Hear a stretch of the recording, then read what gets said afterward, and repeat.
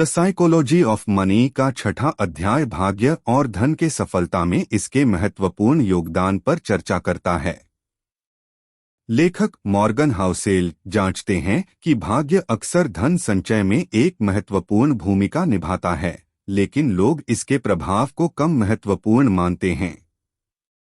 इस अध्याय में यह बताया गया है कि भाग्य अच्छे और बुरे दोनों वित्तीय परिणामों में एक महत्वपूर्ण भूमिका निभाता है।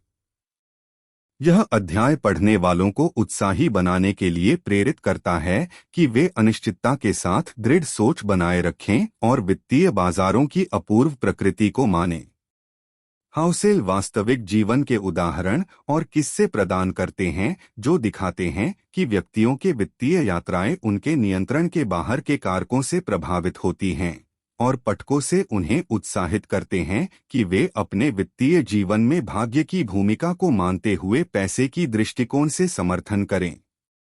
इस अध्याय में लेखक ने समझाया है कि भाग्य सिर्फ वित्तीय सफलता का ही हिस्सा नहीं होता, बल्कि जीवन के अन्य क्षेत्रों में भी इसका असर होता है। वह बताते हैं कि बहुत बार हम अपनी सफलता को खुद के कठिन परिश्रम और बुद्धिमत्ता के आलोक में देखते हैं, लेकिन हमें यह याद रखना चाहिए कि अच्छा भाग्य भी एक महत्वपूर्ण अंश है। इस अध्याय में एक और महत्वपूर्ण बिंदु है जिस पर हाउसेल ध्यान केंद्रित करते हैं, वित्तीय निर्णयों की सफलता में स्थिति की महत्वपूर्ण भूमिका।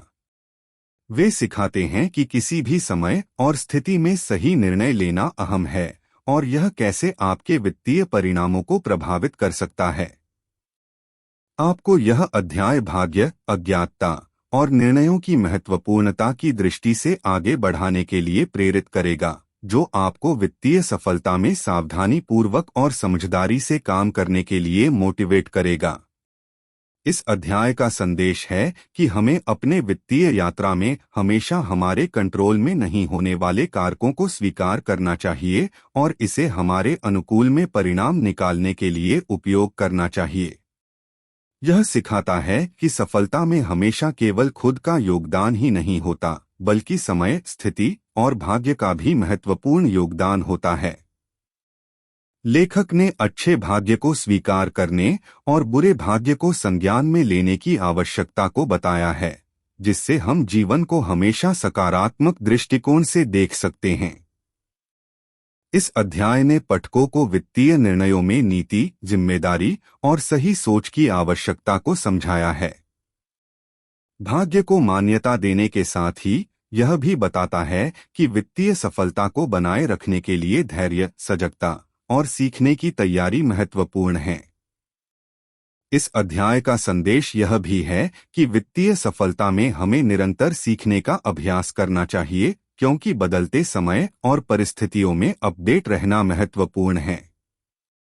लेखक ने यह भी बताया है कि वित्तीय योजनाएं बनाने में और निर्णय लेने में धीरज रखना चाहिए और इसके लिए हमें अपने गलतियों से सीखना आवश्यक है। समग्र रूप से इस अध्याय ने वित्तीय मामलों में सफलता की अनजाने में होने वाली योगदान को सार्थकता दी है और पाठकों को एक संतुलित दृष्टिकोण विकसित करने के लिए प्रेरित किया है। लगता है कि हमें अपने वित्तीय योजनाओं को बनाए रखने और निर्णयों को लेने में भाग्य के साथ धीरज रखने का सीधा संदेश मिलता है। इस अध्याय ने धन के मामले में एक अधिक व्यापक और सामाजिक दृष्टिकोण को भी मुखरित किया है। हाउसेल ने यह बताया है कि समृद्धि में कभी कभी सामाजिक परिस्थितियों का भी असर होता है, जैसे कि शिक्षा, स्वास्थ्य और समाज में स्थिति। इससे व्यक्ति को अपने संदर्भ को ध्यान में रखने की आवश्यकता होती है और वह अपने वित्तीय लक्ष्यों को तय करते समय इसे समझता है। आपको इस अध्याय से यहाँ एक महत्वपूर्ण सबक मिलता है कि धन संचय और प्रबंधन में सिर्फ आर्थिक दक्षता ही नहीं, बल्कि अन्य सामाजिक पहलुओं को भी मध्यस्थता करना महत्वपूर्ण है। यह दृष्टिकोण वित्तीय निर्णय और लाभांकन में एक समृद्ध और संतुलित जीवन की दिशा में मदद कर सकता है।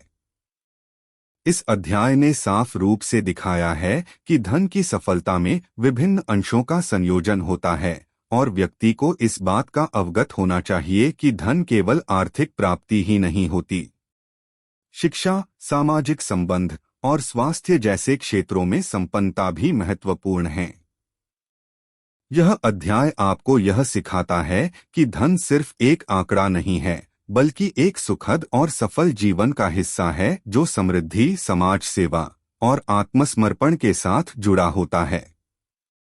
व्यक्ति को अपने लक्ष्यों में समृद्धि के लिए वित्तीय योजना बनाने के लिए इस सभी अंशों को संतुलित रूप से ध्यान में रखने का सुझाव दिया जाता है।